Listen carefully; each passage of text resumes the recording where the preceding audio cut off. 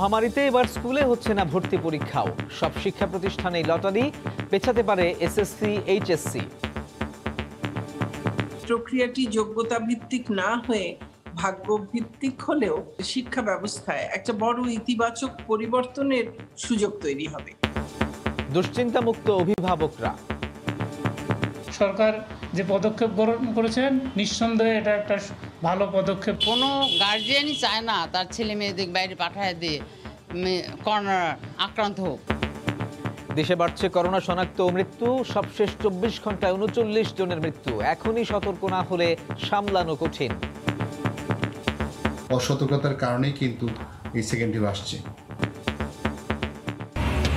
বুড়িগঙ্গা তুরাগের 1.5 শতাধিক বিঘা জমি এমপি আসলামের দখলমুক্তে নদী কমিশনের সুপারিশ।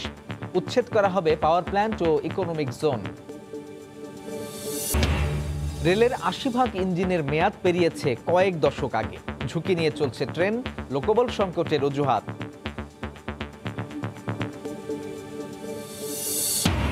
চট্টগ্রাম বন্দরে তৎপর সংঘবদ্ধ প্রতারক চক্র, সেরে থাকা পণ্য কম দামে বিক্রির অজুহাত। লাখ লাখ টাকা লোপাট, কাস্টমসের সংশ্লিষ্টতার অভিযোগ। এবং মোবাইল সেট বৈধ না অবৈধ, ন্যাশনাল ডেটাবেজে IMEI নম্বর দিয়ে জানা যাবে এখনই। জুন থেকে বন্ধ হচ্ছে অবৈধগুলো, নিবন্ধনের সুযোগ পাবেন পুরনো ব্যবহারকারীরা।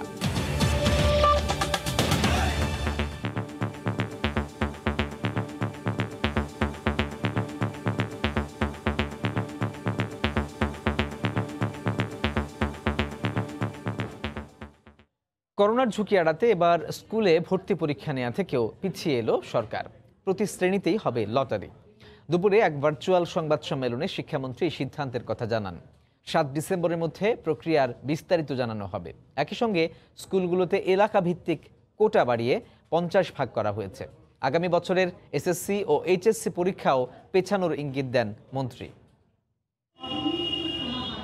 করোনা মহামারীতে সবচেয়ে বেশি বিপর্যস্ত শিক্ষা খাত। 8 মাসেরও বেশি সময় ধরে বন্ধ শিক্ষা প্রতিষ্ঠান। প্রতি বছর ডিসেম্বর এলেই ভর্তির তোড়জোড় শুরু করেন শিক্ষার্থী অভিভাবকরা। এবার সেই প্রক্রিয়া নিয়ে অন্ধকারে ছিল সব পক্ষ। বুধবার অনলাইন সংবাদ সম্মেলনে এসে সে জট কাটালেন শিক্ষামন্ত্রী ডাক্তার দীপুমণি। জানালেন 3টি বিকল্প থেকে স্বাস্থ্য ঝুঁকি বিবেচনায় শেষ পর্যন্ত লটারির মাধ্যমেই সব শ্রেণীতে ভর্তির সিদ্ধান্ত নিয়েছে সরকার। একই সঙ্গে রাজধানীর স্কুলগুলোতে এলাকাভিত্তিক কোটা 40 ভাগ থেকে বাড়িয়ে 50 ভাগ করা হয়েছে। আর প্রতি ক্লাস্টার থেকে পছন্দের 5টি পর্যন্ত স্কুলের কথা উল্লেখ করতে পারবেন শিক্ষার্থীরা।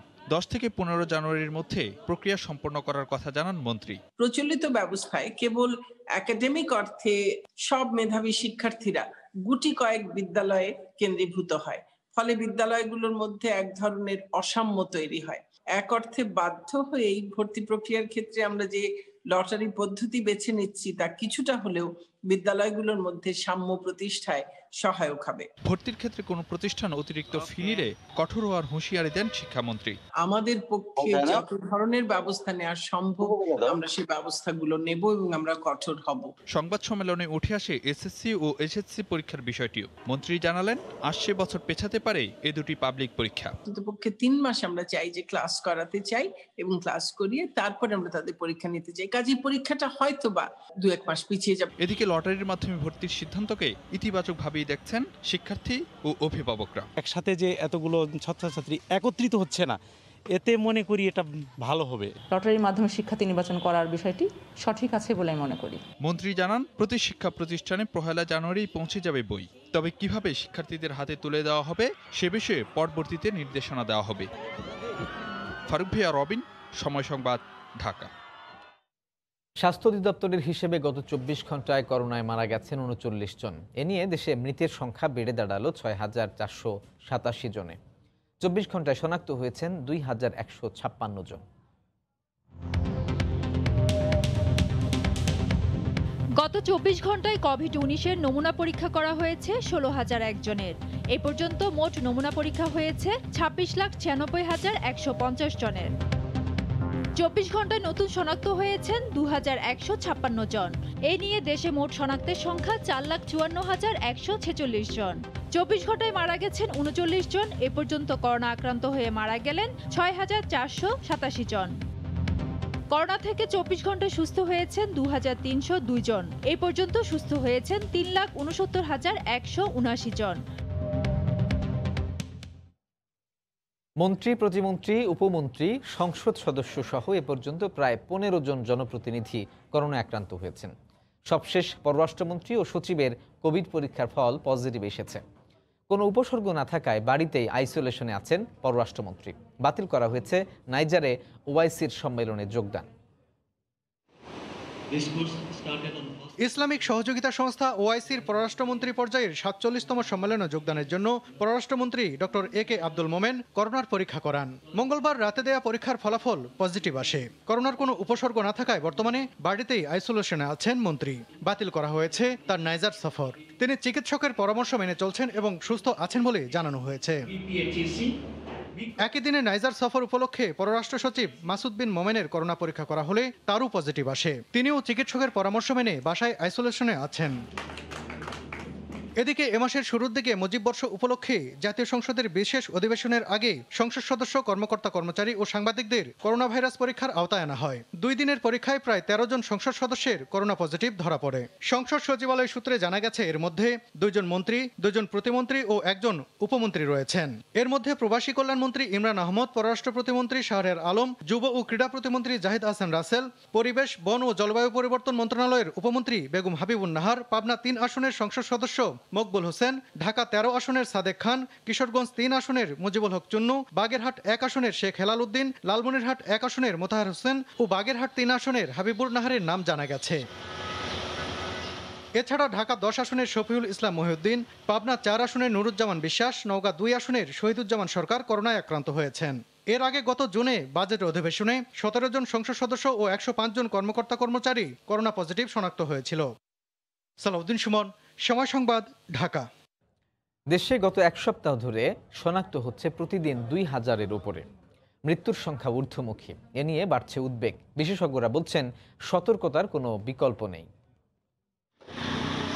21 সেপ্টেম্বর দেশে করোনায় আক্রান্ত হয়ে মারা গিয়েছিলেন 40 জন। 2 মাস পর আবারও মৃত্যুর সংখ্যা 40 ছুঁই। চলতি মাসের দ্বিতীয়ার্ধে অন্তত 2 দিন মৃত্যুর সংখ্যা 39। 7 দিনের চিত্র শঙ্কাজনক। সার্বিক চিত্রেও স্পষ্ট, মার্চ থেকে শুরু হওয়া করোনা সংক্রমণ জুলাই আগস্ট পর্যন্ত ঊর্ধ্বমুখী ছিল, যা গোটা সেপ্টেম্বর ও অক্টোবরে নিম্নমুখী। কিন্তু সাম্প্রতিক সময়ে বাড়ছে শনাক্ত মৃত্যু। কিন্তু কেন নভেম্বরে এসে আবার শক্তিশালী হচ্ছে করোনা? শীতকালে সাধারণত ভাইরাসজনিত যে কোনো রোগই বেড়ে যায়। অন্যান্য শীত প্রধান দেশে কিন্তু করোনার সেকেন্ড ওয়েভ এসেছে। সেই চিন্তা ভাবনা করে কিন্তু চিন্তা করা হচ্ছে যে আমাদের বাংলাদেশেও শীতকালে করোনার সেকেন্ড ওয়েভ আসতে পারে। কিন্তু বাংলাদেশে কিন্তু এখনও শীতকাল আসেনি। মানুষের অসতর্কতার কারণেই কিন্তু এই সেকেন্ড ওয়েভ আসছে। বিশেষজ্ঞরা বলছেন, সংক্রমণ বিজ্ঞানের ব্যাখ্যায় যেহেতু সংক্রমণটা নির্ধারিত 5% নিচে কখনোই নামেনি, তাই একে দ্বিতীয় ঢেউ বলারও সময় হয়নি। কিন্তু সংক্রমণ যেভাবে বাড়তে শুরু করেছে তাতে যে গভীর শঙ্কা আছে তা বলাই যায়। এটা থেকে পরিত্রাণের সর্বোত্তম পন্থা হলো প্রতিরোধ করা। ট্রেসিং, টেস্টিং, আইসোলেশন, কোয়ারেন্টাইন থেকে শুরু করে আমাদের মাস্ক পরা কিংবা বাইরে বেশি না যাওয়া, বাইরে থেকে এসে ভালো করে হাত ধোয়া। দেশে করোনায় আক্রান্ত হয়ে মৃত্যুর সংখ্যা প্রায় 6,500। 4.5 লাখেরও বেশি আক্রান্ত শনাক্তের হিসাবে বিশ্বে যেখানে 25তম করোনা আক্রান্ত দেশ বাংলাদেশ, সেখানে নতুন রোগী শনাক্তে গড়ে প্রতিদিন 15,000 নমুনা পরীক্ষা করা হচ্ছে দেশের মাটিতে।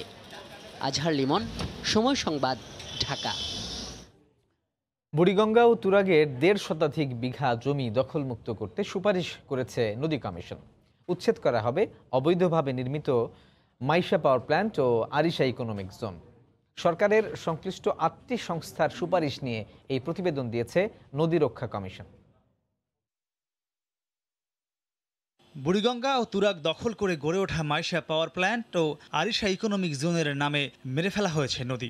1-2 একর নয়, দখল করা হয়েছে 54 একর বা 162 বিঘা নদীর জমি। বন্ধ হয়ে গেছে স্রোতস্বিনী নদীর উৎসমুখ। আর এতেই যা হবার হয়ে গেছে, ভুগতে হচ্ছে রাজধানী সহ বুড়িগঙ্গা পাড়ের অসংখ্য মানুষকে। সেই নদীর জায়গা দখল মুক্ত করতে গিয়ে এই বছরের ৩রা মার্চ বাধার মুখে পড়তে হয় বিএডব্লিউটিএকে। বেসরকারি পাওয়ার প্ল্যান্ট উচ্ছেদ অভিযানে গেলে সরকারি সংস্থা বিএডব্লিউটি এর কর্মকর্তাদের উপর এভাবেই তেড়ে আসেন প্রতিষ্ঠানটির চেয়ারম্যান সংসদ সদস্য আসলামুল হক। 1 ইঞ্চি জমিও দখল করা নয় দাবি করে চ্যালেঞ্জ ছুড়ে দিয়ে একইভাবে পরের দিনও অভিযানে বাধা দেন তিনি।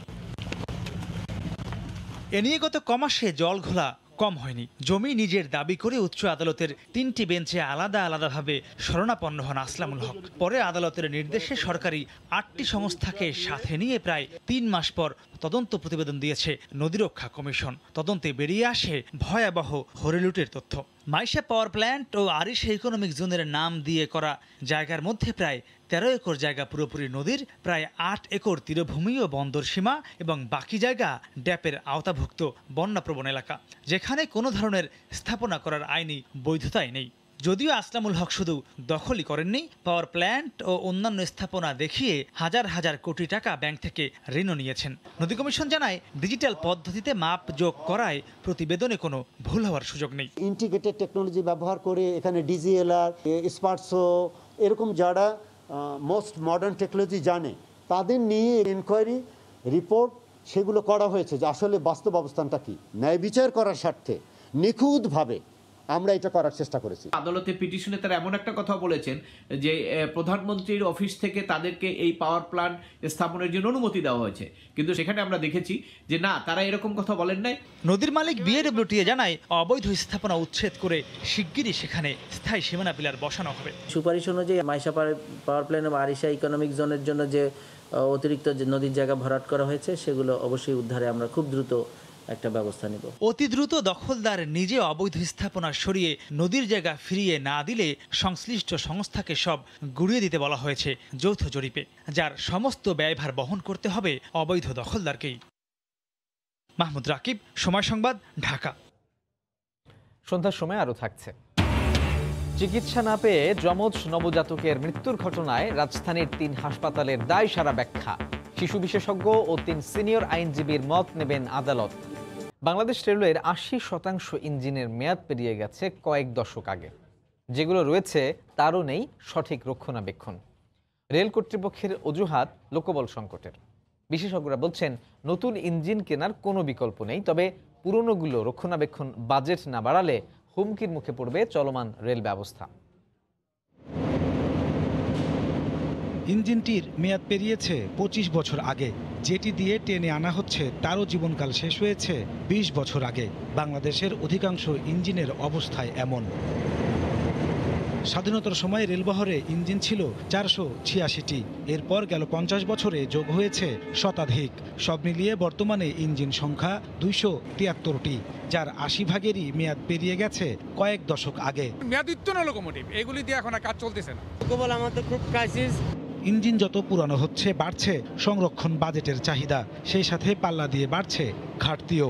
গত 5 বছরে ইঞ্জিন সংরক্ষণ চাহিদা বেড়েছে 3 গুণ, ঘাটতি বেড়েছে সমানুপাতিক হারে। অনেক লোকোমোটিভ আমাদের বসায় রাখতে হয় মালামালের সমস্যার জন্য, মালামাল হবে। এই অবস্থায় রেল ব্যবস্থা হুমকির মুখে, বলছেন রেল কর্মকর্তা ও যোগাযোগ বিশেষজ্ঞরা। বছরের শুরুতে আমি বাজেট পেয়েছি কম, বাজেট ঘাটতির কারণে কাজের প্রভাব অবশ্যই পড়ছে। ইঞ্জিন যদি সঠিক রক্ষণাবেক্ষণ না হয় তাহলে তার যে কমার্শিয়াল লাইফটা থাকার কথা সেটা কিন্তু সংক্ষিপ্ত হয়ে যায়। সংকট সমাধানে ইঞ্জিন কেনা সহ রক্ষণাবেক্ষণ বাজেট বাড়ানোর পরিকল্পনার কথা জানিয়েছেন রেলমন্ত্রী। 10টা আমরা মিটার গেজ পেয়েছি, এটা একদম ব্র্যান্ড নিউ, এবং আরও 20টা আমাদের পাইপলাইনে আছে, এগুলো আমরা খুব অল্প দিনের মধ্যে এগুলো পেয়ে যাব। বর্তমানে 4টি ইঞ্জিন কেনা প্রকল্প চলমান রয়েছে। 140টি ইঞ্জিন কেনার সিদ্ধান্ত নিয়েছে বাংলাদেশ রেলওয়ে, যার সম্ভাব্য ব্যয় ধরা হয়েছে প্রায় 7,000 কোটি টাকা। অথচ ইঞ্জিনগুলো রক্ষণাবেক্ষণে নেই তাদের নজর। যোগাযোগ বিশেষজ্ঞ বলছে, শুধু নতুন ইঞ্জিন কিনলেই হবে না, পুরনোগুলো সংস্কারের বাজেট না বাড়ালে হুমকির মুখে পড়বে রেল ব্যবস্থা। নাজমুস সালেহী, সময় সংবাদ। মোবাইল সেট বৈধ নাকি অবৈধ জানা যাবে এখনই। এজন্য ন্যাশনাল ডেটাবেজে IMEI নম্বর দিতে হবে। জুনে দেশে ব্যবহৃত অবৈধ মোবাইল সেট বন্ধ হচ্ছে। দায়িত্বপ্রাপ্ত প্রতিষ্ঠান সিনেসিস IT জানিয়েছে, মার্চের মধ্যেই প্রস্তুত হয়ে যাবে শনাক্তকরণ নেটওয়ার্ক। BTRC বলছে, নতুন এই প্রযুক্তি চালু হলে মোবাইল বিপণন খাত থেকে অন্তত 5,000 কোটি টাকার বাড়তি রাজস্ব পাবে সরকার। দেশে বছরে ৩ কোটি হ্যান্ডসেট আসে, যার মধ্যে অবৈধ পথে আসে ৩০ থেকে ৩৫%। এতে করে প্রায় ৪,০০০ কোটি টাকার রাজস্ব বঞ্চিত হচ্ছে সরকার। এ অবস্থায় ২০১২ সালে প্রথম অবৈধ মোবাইল ফোন বন্ধের উদ্যোগ নেওয়া হয়, যার প্রায় ৮ বছর পর উদ্যোগটি আলোর মুখ দেখতে যাচ্ছে। বুধবার বিটিআরসি কার্যালয়ে national equipment identity registrar NEIR ব্যবস্থা চালুর জন্য সিনেসিস আইটি লিমিটেডের সাথে চুক্তি করল নিয়ন্ত্রক সংস্থা। প্রতিষ্ঠানটি বলছে ১৩ ডিসেম্বর থেকে আনুষ্ঠানিকভাবে প্রস্তুতির কাজ শুরু করা হবে। মার্চের মধ্যেই আমাদের সফটওয়্যারের যে পুরো প্রক্রিয়াটি আমরা এর মধ্যে সুসম্পন্ন করতে পারবো। মূল নেটওয়ার্কের সাথে সংযুক্ত থাকবে মোবাইল অপারেটরদের EIR সিস্টেম। নতুন মোবাইল সেট কেনার পর *#06# লিখে মোবাইলের 15 ডিজিটের IMEI নম্বর নিতে হবে। এরপর KOID এর সাথে IMEI নম্বর লিখে 16002 নম্বরে পাঠাতে হবে। ন্যাশনাল ডাটাবেজে IMEI নম্বর খুঁজে না পেলে সচল হবে না সিম কার্ড। ইতোমধ্যে ব্যবহৃত সব মোবাইল সেট গ্রাহকরা একইভাবে জানতে পারবেন তার সেটটি বৈধ না অবৈধ। তবে পুরনো গ্রাহকদের অবৈধ ফোন বন্ধের আগে নিবন্ধনের সুযোগ দেবে বিটিআরসি। সেই সেটটা তখন NEIR সিস্টেমে EIR মাধ্যমে অপারেটরের মাধ্যমে আমাদের কাছে আসবে। আমরা ক্রস চেক করার পরে একটা পার্টিকুলার টাইমের পরে সেটটা অন হবে।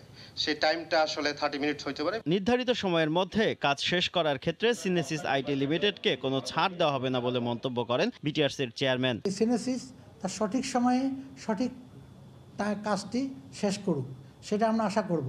দেশে প্রায় 17 কোটি মোবাইল সংযোগ ব্যবহারকারীর মধ্যে চলতি বছরের আগস্ট পর্যন্ত প্রায় 12 কোটি IMEI নম্বর ন্যাশনাল ডাটাবেজে যুক্ত করেছে বিটিআরসি। কর্মদক্ষতা যোগ্যতা। শুভ খান, সময় সংবাদ।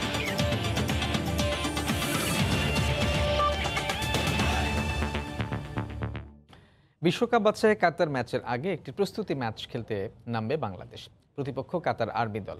দোহায় ম্যাচটি শুরু হবে আজ রাত 8:30টায়।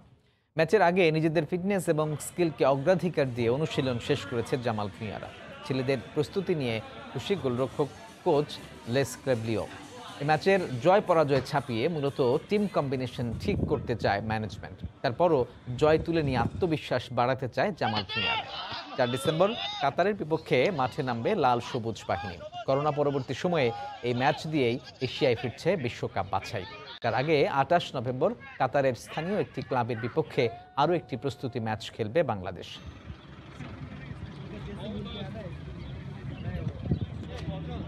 জানিয়ে দিচ্ছি আরও একবার, মহামারীতে এবার স্কুলে হচ্ছে না ভর্তি পরীক্ষাও। সব শিক্ষা প্রতিষ্ঠানে লটারি। পেছাতে পারে SSC HSC। দেশে একদিনে করোনায় 39 জনের মৃত্যু। বুড়িগঙ্গা তুরাগের 1.5 শতাধিক বিঘা জমি এমপি আসলামের দখলমুক্ত। নদী কমিশনের সুপারিশ, উচ্ছেদ করা হবে পাওয়ার প্ল্যান্ট ও ইকোনমিক জোন। এ ছিল সন্ধ্যার সময়। সঙ্গে থাকুন সময়ের।